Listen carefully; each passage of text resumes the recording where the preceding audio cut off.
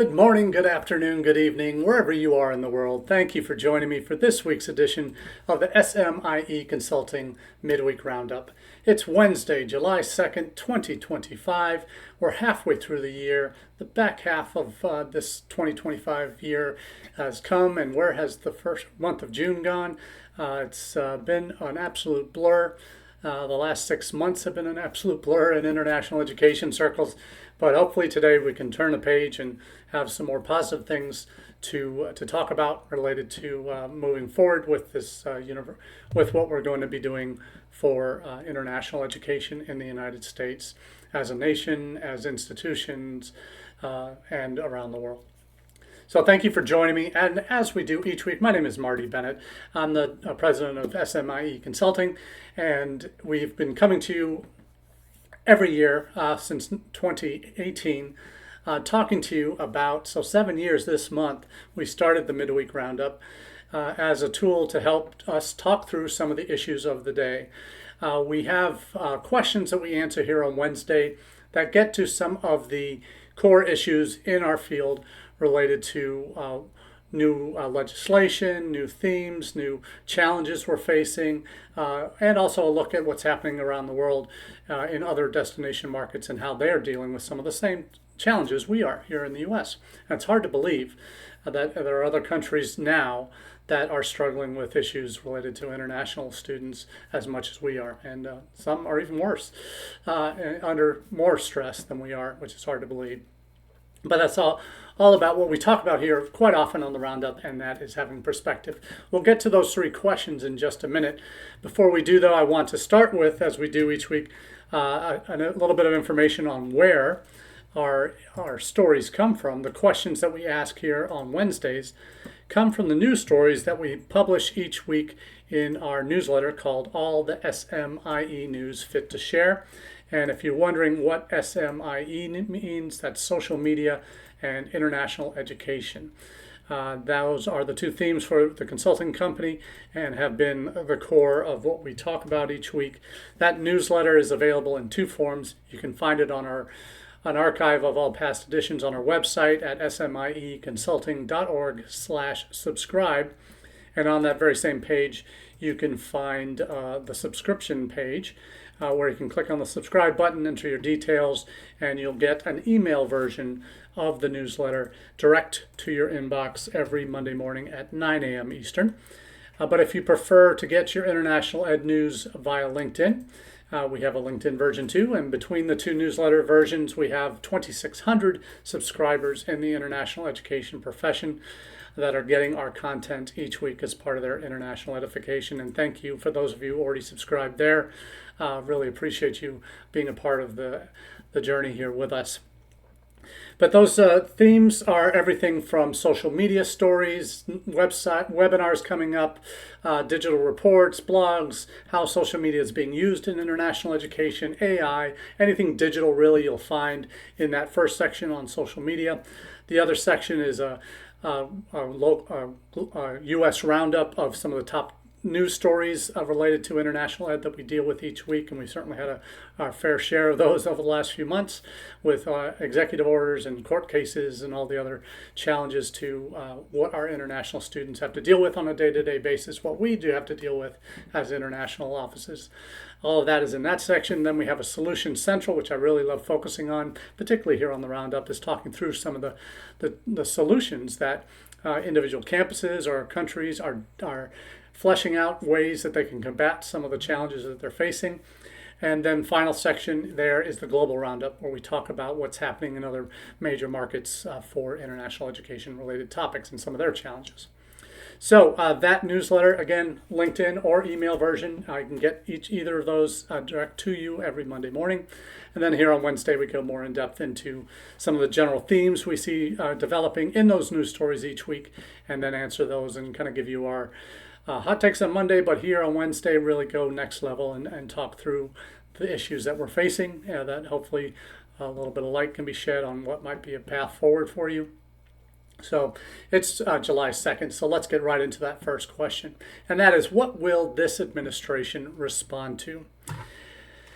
Now, this is a hot topic. We are dealing with it full on every day. We had thought that our universities had established their credibility with Congress, and certainly international education used to be what they call a white hat issue, where we are in a situation where international ed has been in the past something that both parties agree on as a fundamental good for the country.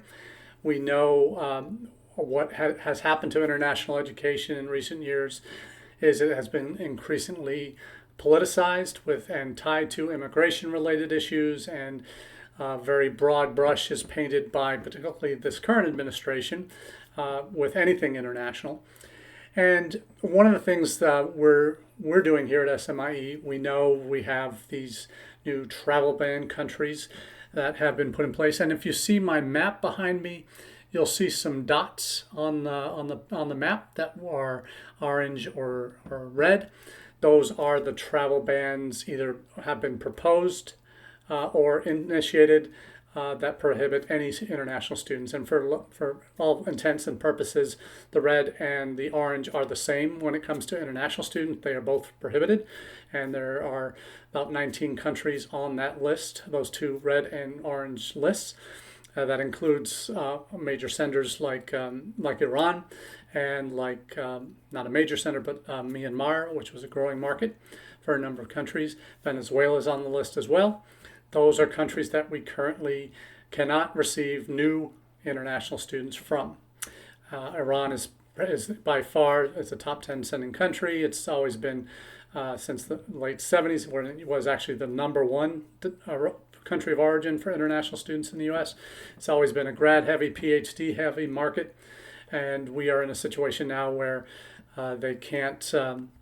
They're really struggling to find their way here, particularly if they don't already have a visa. They're kind of shut out now.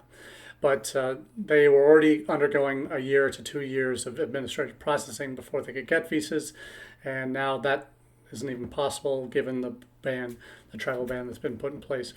But what I'm going to share with you here is, if you see, obviously we got a lot of Caribbean countries here, but if you're on, you notice these, there's a lot in Africa now.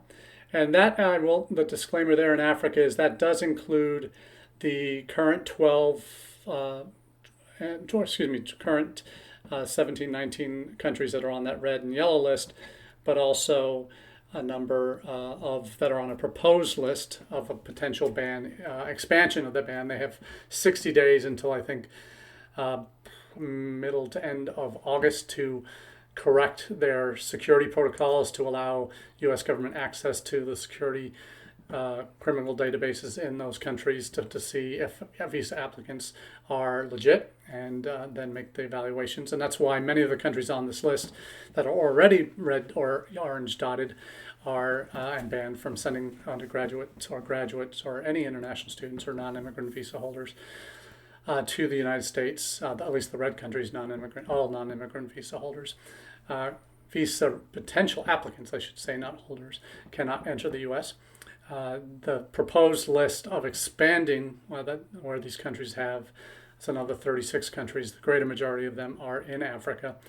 And if you're looking at that African map, if you're active in recruiting there, you know if that new ban goes into place and these extra countries get included, we're losing Nigeria, we're losing Kenya, not Kenya, Ghana, Egypt, many of the African countries there that are traditional markets. Cameroon is potential on that list, Senegal, Ivory Coast, Uganda. So South Sudan would be added already on the list, or Sudan, Ethiopia, Eritrea. So we really have a lot of African power that we would not be able to recruit basically in the majority of student-producing African countries that send to the U.S. So we have learned that this administration really has not responded well to the cultural benefits of international students being on campus. They don't see that. They see threats to the U.S. in a lot of, at least as they've the actions they've taken show that they are painting all international students with a very broad brush, even though it's a small, very microscopic percentage, less than 1/10 of 1%, that are actually having visas terminated and SEVIS statuses terminated rightly for infractions. The net effect is when you go after all of them, they feel there's a sense of fear amongst international students, particularly at some of the high-profile campuses. Any of those that were involved in protests on campus, current students that is, are being targeted by this administration. So that means future students see that effect and are much less likely to want to engage. So we know that the cultural benefits is an argument that doesn't make sense. We had hoped that the economic arguments would make sense, that clearly these students, if they don't come, it would be a net loss of billions of dollars to the U.S. economy for the jobs of the people that are on campus and in communities that support international students would be lost. We're seeing the effect of that in Canada, north of the border, where they've had 8,000 job losses in the last few months, and that's with a university population of only about 300 universities across the country, whereas in the U.S. we have 4,000 plus. So the volume of if that happened in the United States, we could be talking about tens and thousands of jobs lost. If something similar would happen in the U.S., we're not there yet. Hopefully, we never find out. But what the only other arguments we have heard is one that's reflected in a Fulcrum article out of Singapore, that will the U.S. Government listen when it's the clear impact of these loss of international students coming here is reflected in a loss of soft power. Soft power is something this administration, well, the president at least, is uber focused on. Everything is a game. Everything is negotiation. Everything's about leverage. If he used Chinese students as a tool and tried to leverage them in negotiations with China, and looks like eventually it was the initial trade tariff discussion back in March, April, when tariffs were jacked up on China. China responded, and only China responded with, well, it's not Chinese students in the U.S. Reconsider your travel. There's potential threats to your safety, but definitely don't go to Ohio because they don't want us there. They don't like us anymore, which isn't true, but that's the way it got portrayed by Chinese state media. And then Trump came back to the table and negotiated, and when they signed the trade deal or are about to sign the trade deal, international students are now welcome again from China. So unfortunately, their international students are being used, particularly those from countries where there are political challenges in working with governments, that they are being used as a bargaining chip. And fortunately, we'll see if it actually turns out to be true. Certainly, visas have been approved for Chinese students that we've seen for coming to my institution, University of Akron, this fall. Still at 100% success rate so far, knock on wood.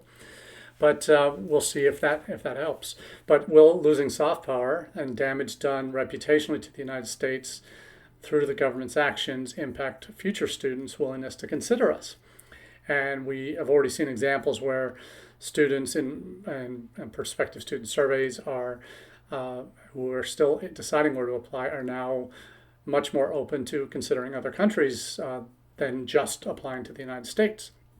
So we're losing that soft power argument too. So they're not coming because we're the best anymore, or we offer the best programs, and just for that, some are still going to go, and thankfully they will still apply here. But there are students around the world that are taking a second look at the United States, particularly those in Europe. They are almost certainly more inclined to shy away from the U.S. now because they see Trump as a reflection of past dictators that they've had to deal with in Europe, going back to the world wars.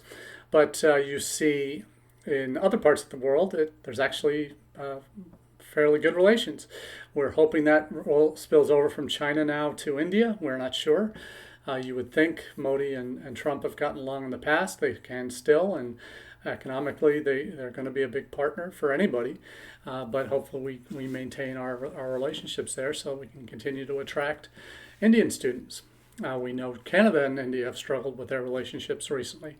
Maybe that's about to turn around as a rebound might be happening there. But there's still so many challenges. We'll talk about that. But will the administration respond to soft power as a potential tool? So that's what we are waiting to see. But we're hoping, and there's a Leadership Now project that an article that entitled "Business Leaders and Firm Universities Are Critical to America's Competitiveness." So this was in the middle of June. More than 275 CEOs, founders, and executives joined Leadership Now Project's open letter urging Congress and the administration to reverse sweeping federal actions threatening U.S. research universities. So the newsletter or the article goes on to talk about how universities are engines of innovation and economic growth, breakthroughs in scientific research, cancer, AI, all of that, workforce training, attracting global talent, all of that. And it goes through the article goes through and talks about a lot of the benefits that these universities produce on a year-to-year basis. So what's next? That is probably, as a colleague was pointing out on LinkedIn the other day, they're not responding to the cultural benefits of international students. They're not responding to the economic benefits of international students by the dollars and cents. They're not responding to even maybe potentially soft power. They're just being seen as a bargaining chip. But is the fact that the business community is now starting to see this as an existential threat to them, when research universities and engines of growth for what they do and research that they do is inhibited by the lack of talent that we're bringing in? Is that going to resonate, and will the business community rally forces and say, hey, enough's enough? He's down on the rhetoric. Let's have some more pro-business friendly policies that tie to worker rights. And that is something we can hope the administration listens to, because they haven't listened to anything else. They have been forced to listen to the courts, and there have been a lot of court decisions that have gone favorably for international education in recent weeks. Will that continue? Maybe not. We know that the national injunctions that were thrown down by some of the district judges has been ruled unconstitutional. So a single district judge hearing a particular case can't then issue a nationwide injunction, only can talk about the merits of that case and imposing any injunctions on government action. So future national injunctions aren't going to be possible coming from district court levels. Those will have to be decided at the Supreme Court, which is still bubbling around over the birthright citizenship topic, which we'll find out hopefully in the next month or so. We'll see. But the next question really is, what should we be doing to protect our students? We're trying to protect our own profession, but we're also, most importantly, because it's our job, to protect our students. And there's been a couple articles this past week that do dive into that, first of which is from INTED, our friends and colleagues there based in Boston, but certainly a very well-regarded international ed consulting firm that talk about everything from how to do campaigns in particular countries to how to rally support on campus to doing things in a holistic way. They are great with all of that. But they've written a piece coming out of NAFSA that it's all about hearts and heads, marketing 101 kind of stuff, talking about what we can be doing to support our students, to support our communities, to support those that are impacted by what we do and who are negatively being impacted by the government's actions and policies. So it's about talking to our friends and neighbors and those we run into at the grocery store, as they say. Obviously managing up with folks on campus so that they're aware of the challenges that our students are facing. For incoming students, we have to be religiously keeping leadership in the loop on what's going on with visas, with availability of appointments, with what the new social media vetting policies are doing for international students in their process. So we have a lot to work on, and this is certainly something that we need help. We need all hands on deck. We need to make sure everybody's hearing what we have to say. We're not the boy who cried wolf. We have legitimate challenges to what we do, and will have negative financial implications on our institution based on everything we're seeing in terms of the numbers for this fall. It's not going to be as bad as the pandemic in fall of 20, but it could be substantially worse than it was last fall, which was already going to be a down year. So what can we be doing? The INTED article does go into that specifically. The other article that we're sharing also has it from Inside Higher Ed. It has making space for international students this summer. What many of us did this summer, or before the summer started, with certainly the uncertainty related to travel bans, we saw a lot of campuses saying, hey, if you don't have to travel home, don't. If you're on one of the travel ban country lists, please don't. And certainly, just because even though legally they could be allowed back in because they have a valid visa, hopefully they have a valid visa to try and apply for a new visa, that's not a good thing. Certainly, if an expired visa for a current student and they have a plan to go home, the chances of them getting a new visa to allow them back in are not good. So most of us told them, stay home, stay here if you can, and not travel. If they're from any of these countries that are on the border or on the potential list or on the existing list of travel bans. And that means that's a potential extra resources your campus needs to have available and your community needs to be aware of. Certainly housing, potentially classes that they might be able to take. So it's Inside Higher Ed article talks about that, housing and classes and other services that students might need during the summer months, and gives some great examples of what some colleges are doing. So it's very important that our current students have to be our focus, and if we don't take care of them well, particularly in these times of trouble, like we did during the pandemic for those students that couldn't go home or were forced to stay on campus where there wasn't anyone else around when we all went online, they need to be cared for. And if we can't show that now, it doesn't matter when the situation improves. If you haven't taken care of those that you have in the difficult times, in the good times, it won't matter because you won't have as many coming in the first place. So be sure to take care of your current students first. So let's talk about the final situation, and if there's anything that could potentially make us feel that we're it's not as bad, or maybe the grass, and we're always thinking the grass is greener elsewhere. It isn't always. We'll take a look at our neighbors to the north, and Canada is facing a situation that is quite dire. And the question is, can the situation in Canada get any worse?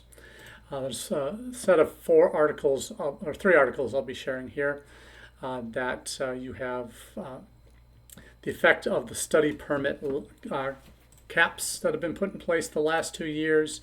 You have the impact of changes to the postgraduate work permit, PGWP, which is a list of approved academic programs that can qualify for post-study work in Canada. That there were, I think they went from 180 total down to 120, so they added some and took off a lot more. So there are now fewer academic programs that they can qualify for, including, surprisingly, less programs in construction, civil engineering, which was used as an excuse during the pandemic, invalid in a lot of ways, valid that there were housing shortages in a lot of the major cities, and particularly in the smaller towns where there were institutions that oversubscribed international students or had 30-40% of their students international, didn't have the housing stock on campus certainly, and certainly not in the communities to handle that kind of volume. You saw students in Toronto and Vancouver, Montreal, Quebec that would be having 10 students in a 3-bedroom apartment. There's real challenges with housing, and that impacted one of the government's reasons for the government's decisions was, hey, we have a shortage of housing. So surprising that the fields that you would want them to have an expanded number of graduates in housing and civil engineering and construction management, all of that, were axed or not included in the list of approved list on the PGPW. So Canada, Canada, you're suffering right now, and we feel your pain. The goal has been really to, from the government's perspective, has to halt population growth intentionally. And in the first 3 months of this year, Canada's population increased by only 20,000 people. That's 0.0%. And that was done by a reduction in temporary and permanent resident admissions. So a lot of that comes on the student side. We've seen the impact of their study permits drops, even though that they set drops of 30% and then 15%. The actual number of reductions, so they wanted a reduction of 30% in 24. They wanted a reduction of 15% or 10 or 15% this year.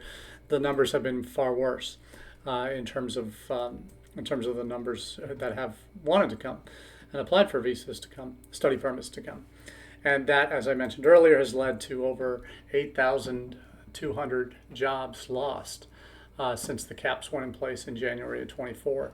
And that those job losses are across industries, across the country in terms of universities. So you really see the challenges growing in Canada with fewer people staffing their international offices. You saw that at NAFSA with half the Canadian pavilion basically deciding last minute because of these budget cuts and job losses to not come to NAFSA.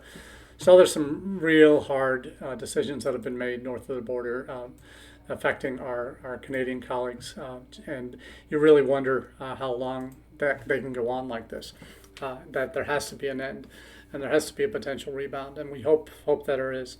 There was another article that may shed some light that there might be a future again for Canada and India. There's been a reset on diplomatic relations and a potential rebounding for potentially master's level students that aren't getting into the U.S. this year because of visa issuance challenges that we're facing. So we'll see what happens, but Canada really has been suffering, and our hearts go out to our colleagues north of the border. So that's all we have for you this week on the Midweek Roundup. Thank you very much for being a part of the conversation. Looking forward to chatting with you again in the weeks to come. Next Wednesday, just a heads up, I will be out of the office and doing another consult for a colleague in Alabama. Maybe doing a live, maybe not, depending from that campus. We'll let you know. So until next time, have a great week. Cheers.